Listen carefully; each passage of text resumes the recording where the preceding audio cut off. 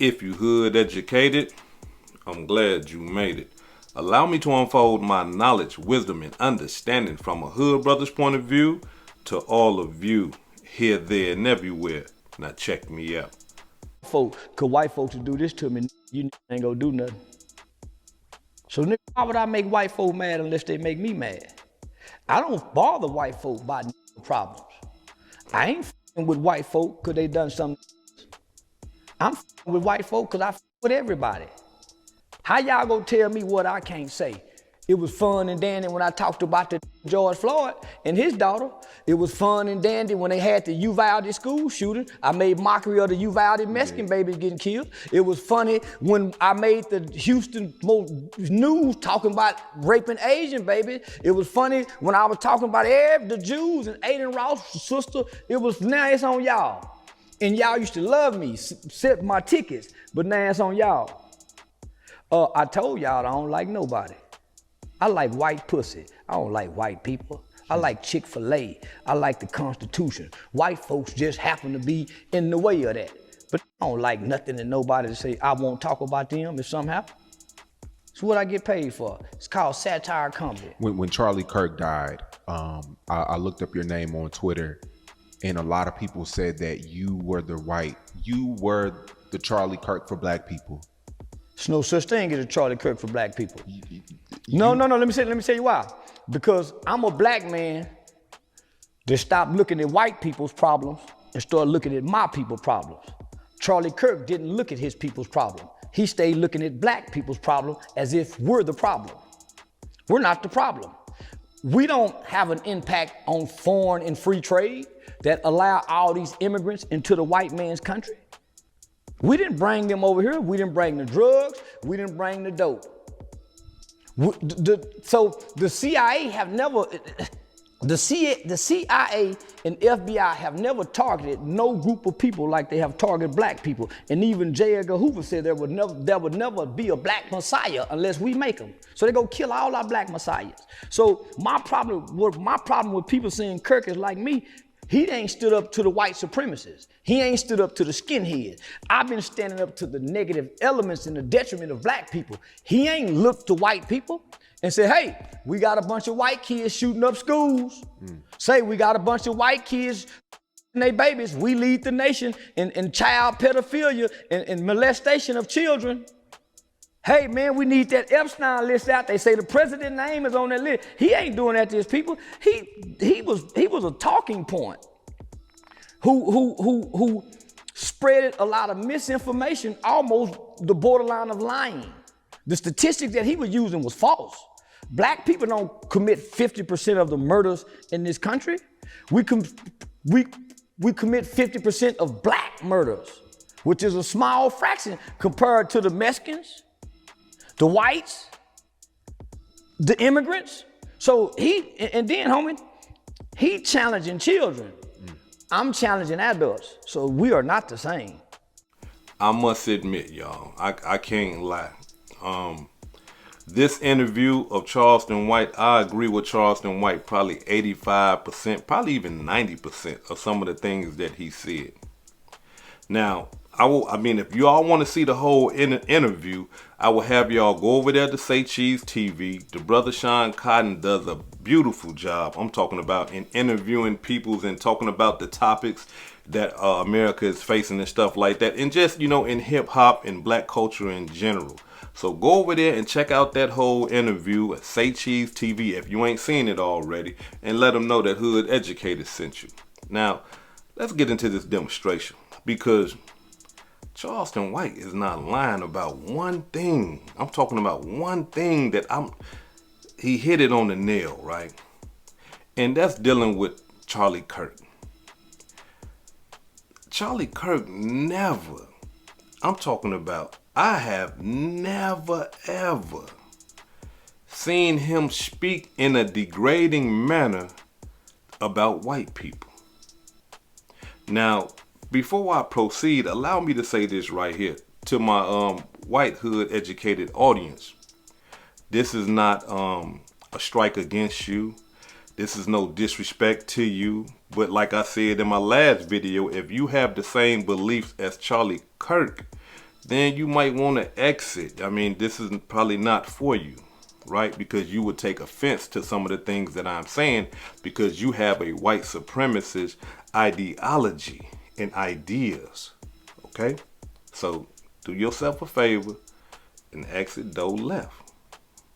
Now, he never, I'm talking about, I have never seen him speak ill against white people.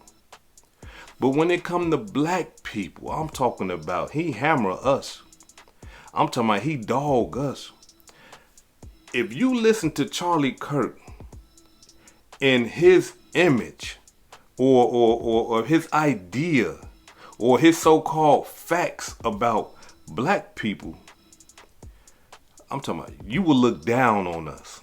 You will look at us like y'all are the worst of the worst. Y'all are dirtbags. Y'all are scumbags. And we got to understand something. Being that he is a white supremacist, that's his goal.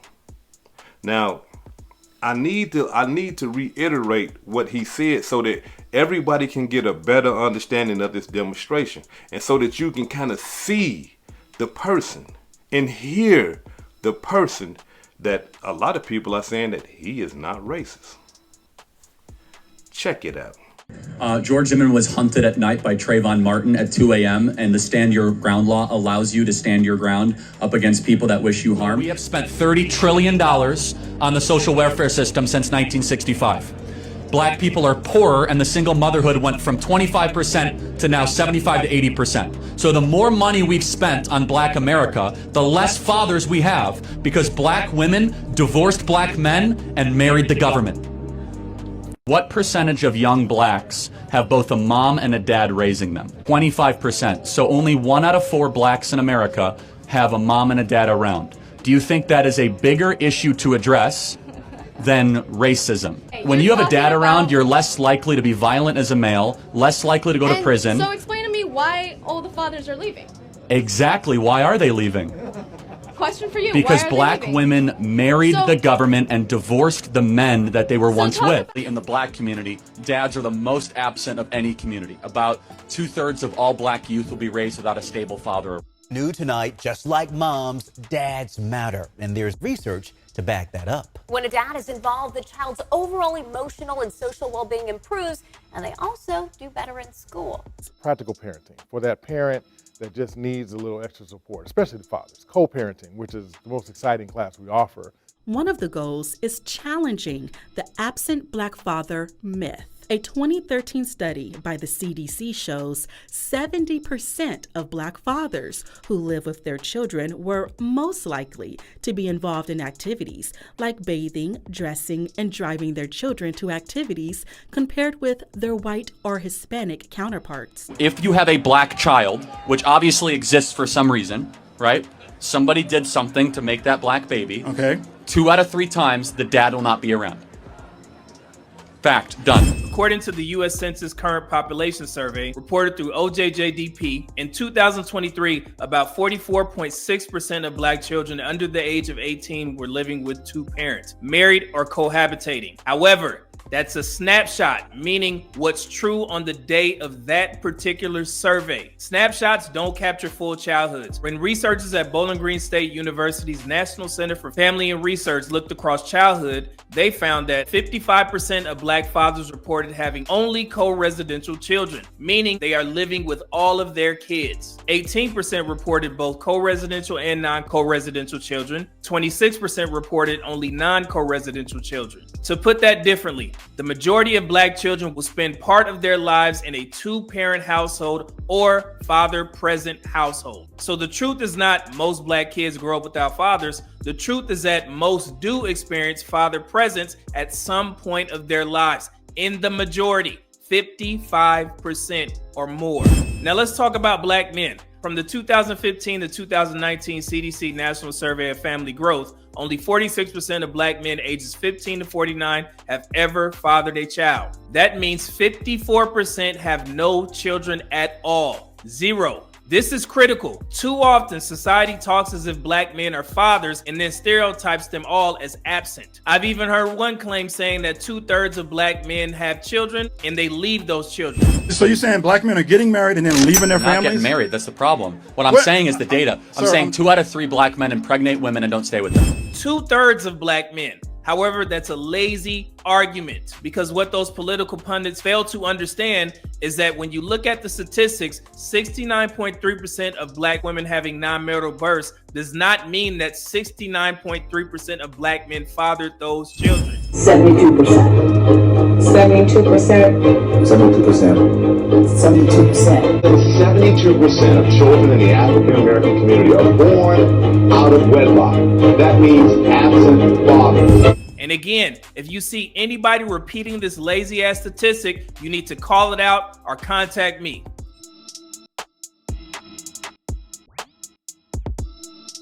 But remember, the majority of black men are not fathers. And of those who are, many, 55%, are co-residential and active in their children's lives. Now, that doesn't mean that 55% of those black fathers are the only ones that are present in their children's household. Out of the additional 45%, they are active as well. The CDC highlights this constantly. If you see anybody repeating this lazy ass argument, you need to ask them questions. Where did you get that information from? And are you citing black women's children out of wedlock rates? Because that doesn't mean that 69.3% of black men are fathering those children. As I stated earlier, only 46% of black men have ever fathered a child. Beyonce, even though she's, I guess, one of the biggest music stars ever, I find her music to be awful, unlistenable, and just, quite honestly, just noise. It's not music. It's disgusting. The point, Simone Biles, you're representing your nation, you're selfish sociopath. I just said she's probably the greatest gymnast of all time. She's also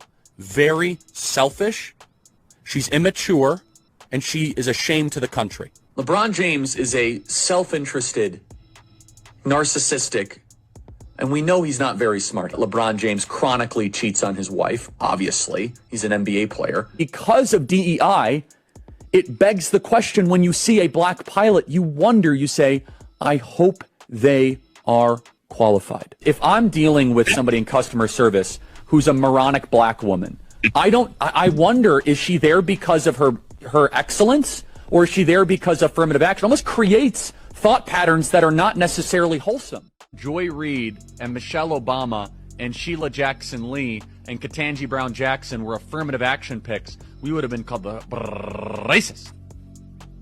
But now they're coming out and they're saying it for us. They're coming out and they're saying, I'm only here because of affirmative action. Yeah, we know.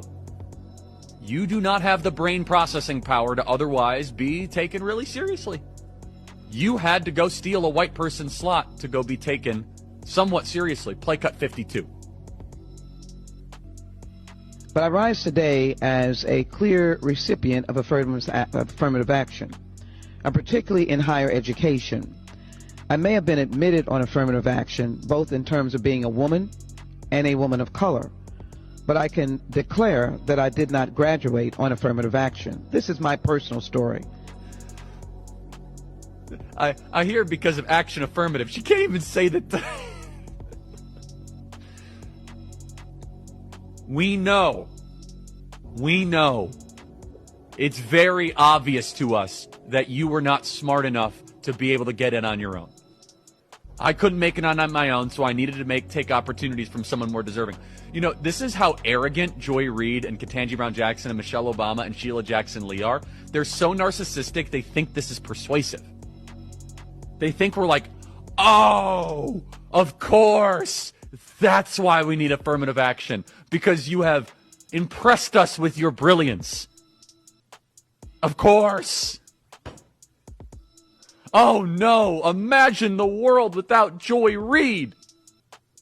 Imagine the world without Sheila Jackson Lee or Michelle Obama or Ketanji Brown Jackson. They think this is persuasive. They think as they kind of now reveal that I'm only here because of anti-white, anti-Asian forced discrimination policies. That turned me into a bitter, resentful activist that hates white people, honestly, through Juneteenth. What exactly is going on here? Well, very few people are willing to actually call this out. From the first time that this was floated as a federal holiday, I am thankful and proud to say on this program we opposed it. This is not about out of many one. No, it's about a certain skin color now gets their own summertime celebration. The exact same thing that happens before NFL games where they play the black national anthem. This recognition of this as a quote-unquote federal holiday comes right out of the 1619 Project. Look who's most excited that this is a federal holiday. And they're not talking about this as a massive celebration. Oh, wow, look how far blacks have come. It has now become a racial complaining day. Now we have a full day to be able to smear and slander white America. This holiday is a wedge, and I put in quotes, holiday is a wedge, used to push for countless destructive policies demanded by BLM. And remember what BLM stands for: burn, loot, and murder. Juneteenth becoming a federal holiday is a nationalized race hustle.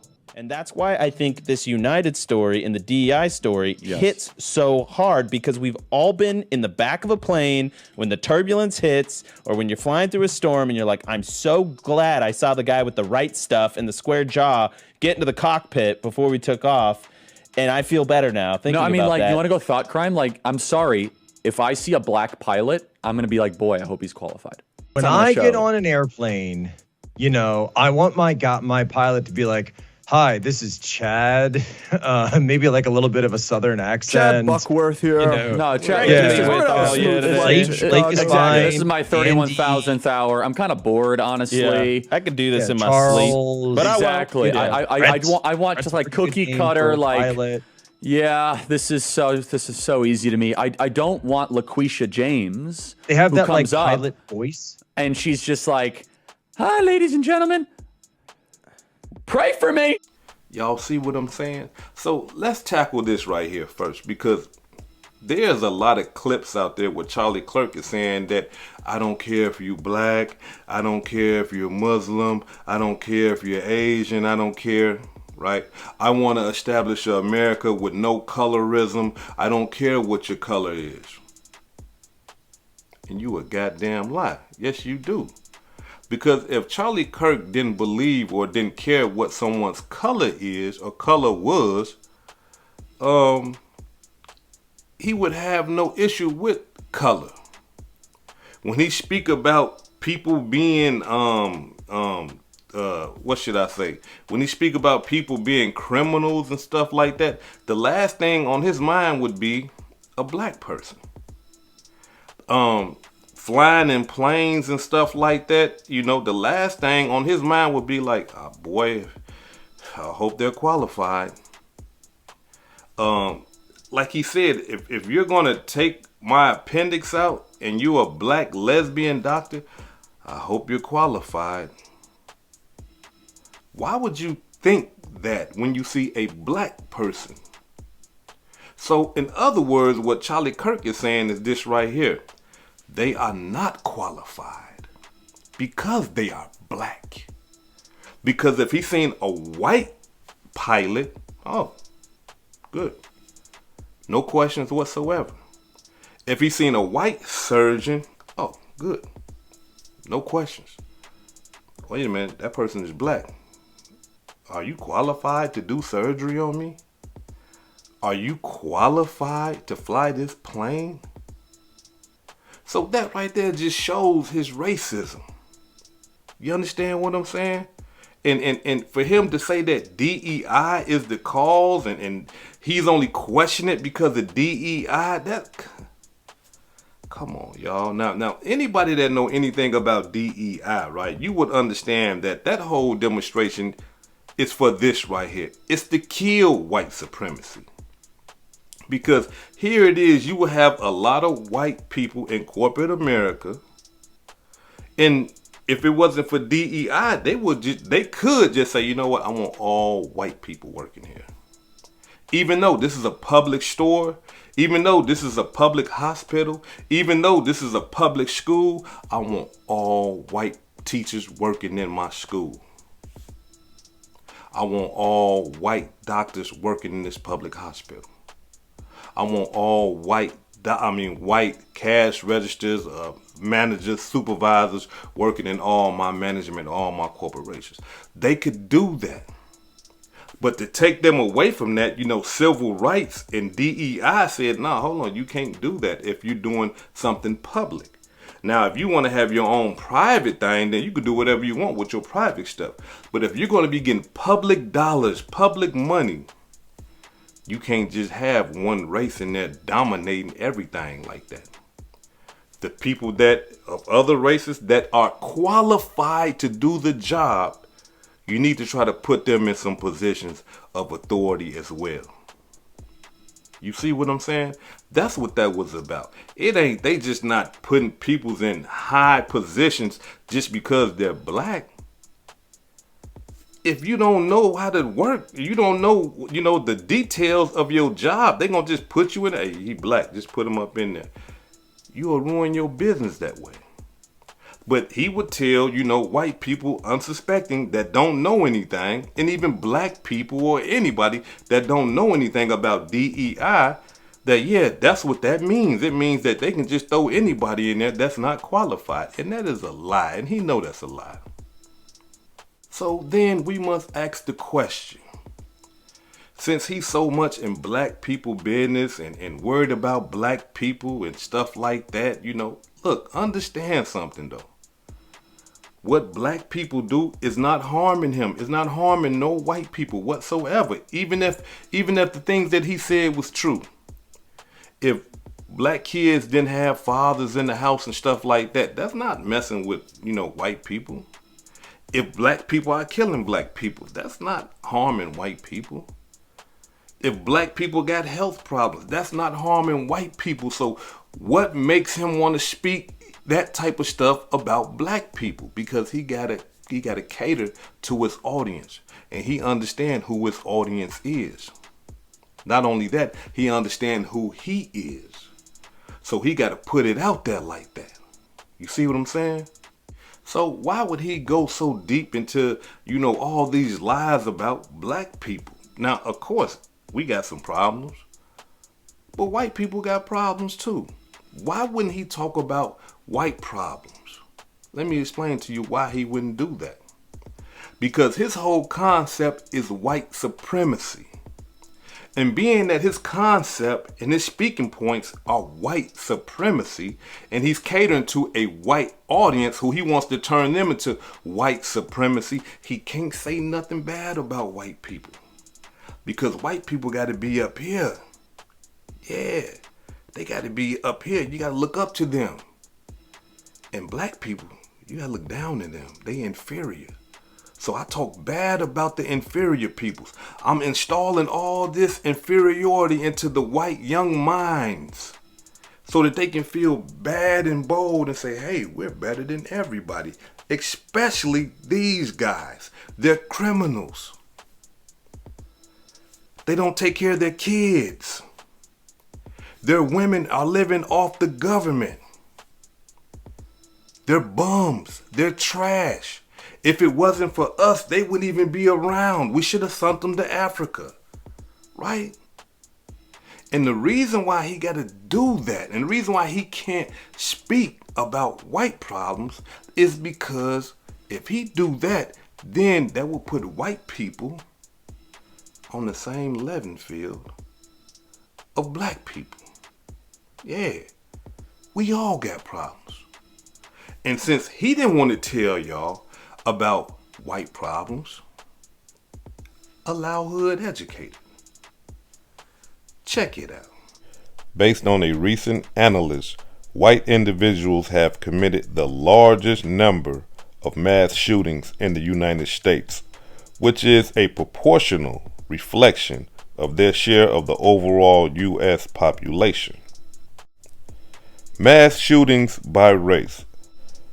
Based on an analysis of 195 mass shootings that occurred between 1966 and October 2024, the perpetrators broke down by race as follows.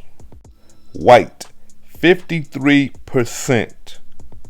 Black, 21%. Latino, 9%. Asian, 7%. Middle Eastern, 4%. And Native Americans, 1%. Now, I know a lot of you might be saying, damn, black people, 21%? Yeah, I mean, because I was kind of shook too, but we got to give thanks to all these gangland killings and shootings and stuff like that. And now, you know, when gang members kill more than one person or more than 4 people or shoot more than 4 people, it's considered to be a mass shooting. White male perpetrators. White men account for the majority of mass shootings carried out by white individuals. From 1966 to 2024, they commit 101 of the 103 mass shootings by white Americans, representing 51% of all mass shootings during that period. Do y'all know who that is? Take a real close look.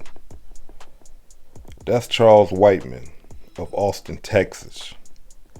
Back in 1966, he was the one that was sniping all them kids on the University of Texas from the clock tower. Y'all remember that? Killed 16 college students. Take a good look at him. James Holmes, Aurora, Colorado, back in 2012. Killed 12 people and injured 70 more in a movie theater in Colorado.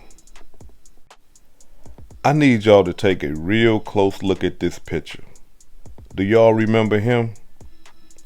Adam Lanza, Newtown, Connecticut, 2012. Yeah, this dirtbag right here killed 20 children. Do y'all hear me? 20 and 6 adults at Sandy Hook Elementary School. He walked into an elementary school and killed kids. But before he did that, he killed his mother. Then went and killed the kids. What about this guy right here? Do y'all remember him? Stephen Paddock, Las Vegas, Nevada, 2017. Yeah, this dirtbag killed 58 people and injured more than 500 people at that music festival, shooting from the hotel window in Las Vegas, Nevada. Now this right here is the dirt bag of all dirt bags. You can just throw him in the bag of dirt as well. Peyton Gendron, Buffalo, New York, 2022. This right here is the white supremacist that killed 10 black people at the grocery store. These people going to the grocery store minding their business, and this dirtbag killed them just because they was black. But it don't get no better. Take a look at this dirtbag right here. Y'all remember him? Dylan Roof, Charleston, South Carolina, 2015. Yeah. This dirtbag walked into a black church while the black people were praying, kneeled down next to the praying people while they were praying in the church, pulled out his gun and started killing them. Killed 9 of them. 9 inside the church. And last but not least, what about this guy right here, Robert Card, Lewiston, Maine, 2023. He killed 18 people, injured 13 at the bowling alley and a bar out there in Maine. We're not even going to talk about the serial killers. You see what I'm saying? We ain't gonna talk about the serial killers because we understand, who are the most to do serial killings than any other race in the United States. Now, the reason why I bring this up because instead of Charlie Kirk and Turning Point USA pointing the finger at black people all the time, what about these people? What about these people who are creating, I'm talking about committing these mass shootings? Oh, no. Just leave them alone. We need to focus on black peoples and what they got going on in the ghettos all across America.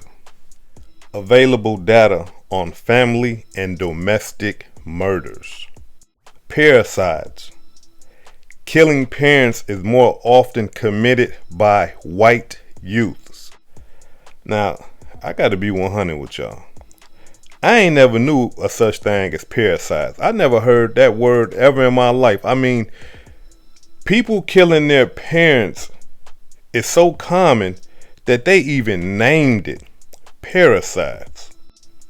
White individuals account for the largest number of family murders overall.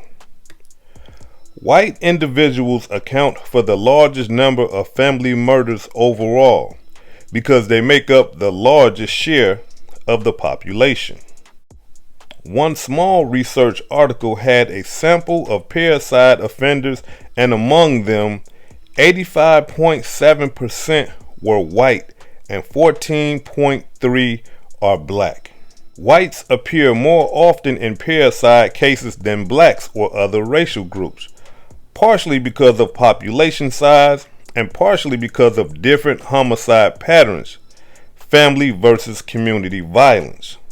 So we keeping it honest, y'all. You know what I'm saying? We keeping it honest. Like, we do have a problem, in the hood. So, we're not going to be biased. We keeping it honest. Now that we done dealt with the parasites, let's deal with sexual cases. Data on federal sexual abuse offenses in 2023 showed that 55.4% of offenders were white and 16.0% black and 14.0% Hispanic. In 2024, adult arrests for rape cases, white persons 6,384, black persons 3,335. These are absolute numbers, not rate per population.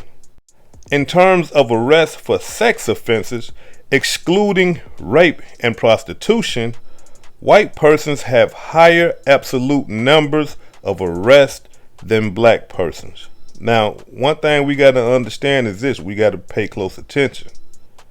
They said excluding rape and prostitution. So what type of sex crimes are they talking about? We got to be talking about dealing with kids.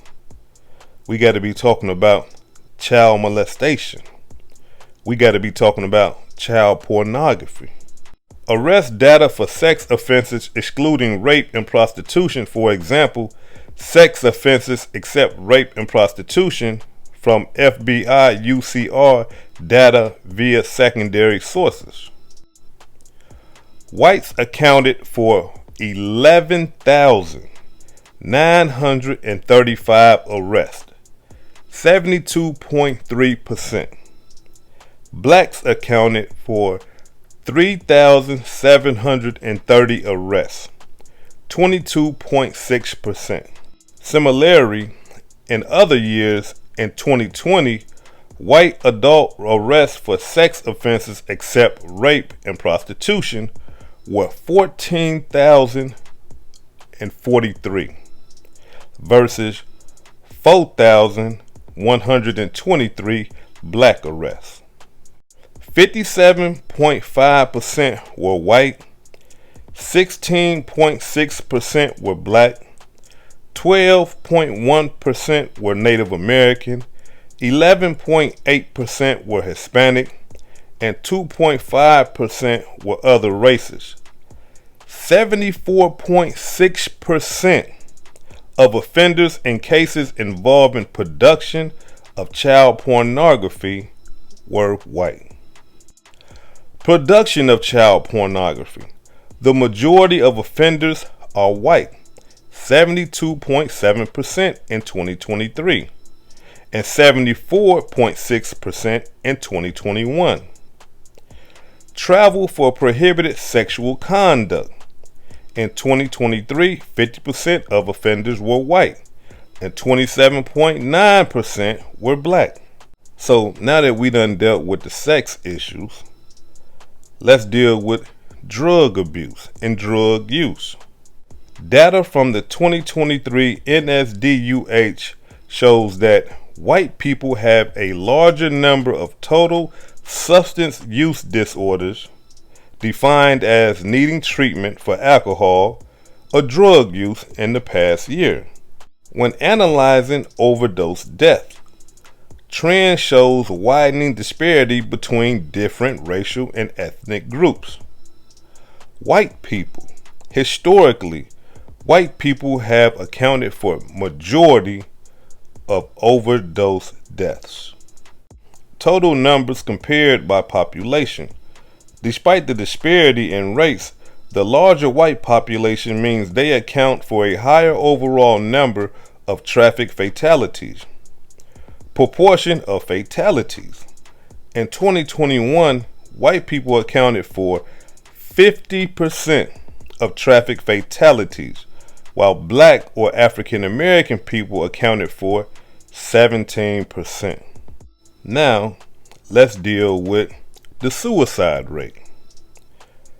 Based on data from the Centers for Disease Control and Prevention, the raw numbers for suicide deaths in 2022 showed that 37,481 were white persons and 3,826 were black or African American persons.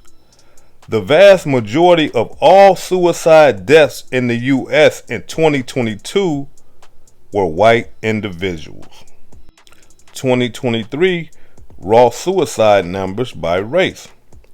Based on the CDC Wonder database, the most recent full-year data for 2023 provides the following raw numbers of deaths by suicide by race.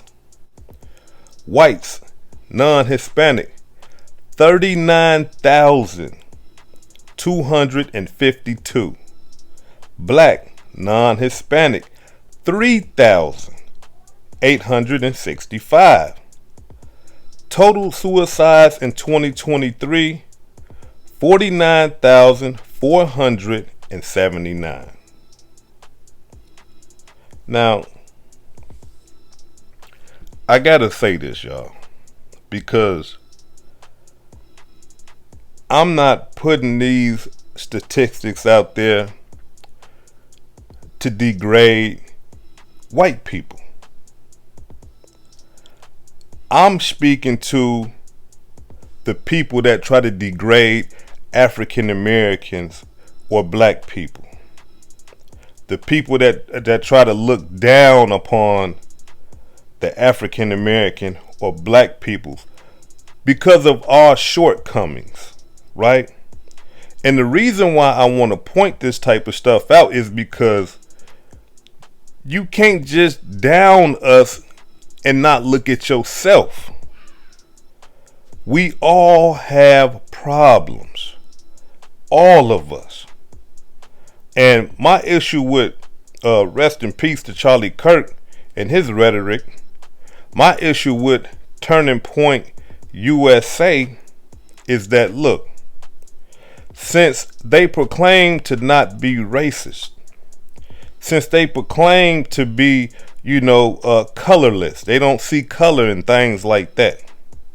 Well, then why is it that they're always pointing out the shortcomings of African American people? Why not point out the shortcomings of white people? I don't see that. Now, if they didn't see color, they wouldn't point out the facts or statistics, the bad statistics of black people. They will talk about the good things, but instead they continue to hammer the bad things. So that shows that they have some type of distaste for African American or black people. Now again, if they didn't have an issue with black people, and if they wasn't prejudiced or racist, in my viewpoint, the issues wouldn't be black issues. It would be American issues. You understand what I'm saying? Instead of saying blacks are killing each other at an alarming rate, why not say Americans in the urban area are killing each other in an alarming rate? And that is an American problem. We need to fix that. You see what I'm saying? See, he don't want to talk about that type of stuff right there. Because once he start talking about the ills of white people and the problems of white people, then he got to, oh, wait a minute. Hold on. Now, white people look like black people. But he can't do that because they got to be superior. It's white supremacy. Now, why wouldn't he talk about that type of stuff? I mean, white people killing themselves at an alarming rate. It's one thing for black people to be killing each other. Like, we got a problem. Like, I mean, it's one thing. It's like, hey, look, I'm trying to kill him because he trying to kill me. We gangbanging. We robbing and stuff like that. Hey, look, I'm trying to kill this person for a reason. But white people are killing themselves. Shouldn't that have been a topic of his discussion? Hey, listen, check this out, man. We got to quit this suicide. What about the drug problem? The alcohol problem? Hey, white people, hold on now. We got alcoholism at an all-time high. Drug use is at an all-time high. Wait a minute, no, hold on. What about the sex crimes, the touching on kids and stuff like that? Child pornography and all this old type of stuff. Taking advantage of women. Shouldn't that should have been something that he should be correcting his own people about. Hey, look, check this out. Look, man, we doing too much taking advantage of these kids, and we got all these people watching this child porn and all this old type of stuff. Shouldn't those have been issues? Yeah, they should have. But not if you trying to degrade somebody else and put yourself on top. You don't do that. You talk bad about the other people. And that's why we say he's racist. That's why we say he got racist points. That's why we say that, look, he don't care about black people. He sit up there and talk about black people like, like he care. You guys need fathers in the home. You don't care about that. You happy about that. And that's why you taught it. And the cold-blooded part about this whole demonstration is this right here. All his talking points are the same talking points of neo-Nazi groups, Ku Klux Klans, people that just can't stand black people. They say the same stuff that he say. But see, he just clever enough, or he was clever enough to try to polish it up a little bit to make it don't look so bad. Now, I know a lot of black conservatives are going to say, hey, hood educated. Wait a minute. Hold on. He ain't racist because he did this, that, and the other for black peoples. He had black peoples doing this. He hired black peoples and he threw summits and stuff like that for black peoples. And if you want to learn about that and how I'm going to demolish that right there, check out this next video that's coming up, part 2. This is hood educated, not lame related. Peace and love, and y'all take care of yourself out there. If I said anything that caused you to think, hit that like button and subscribe to the channel if you're not subscribed already. And if you're feeling generous, please make a small donation to the channel. Peace and love.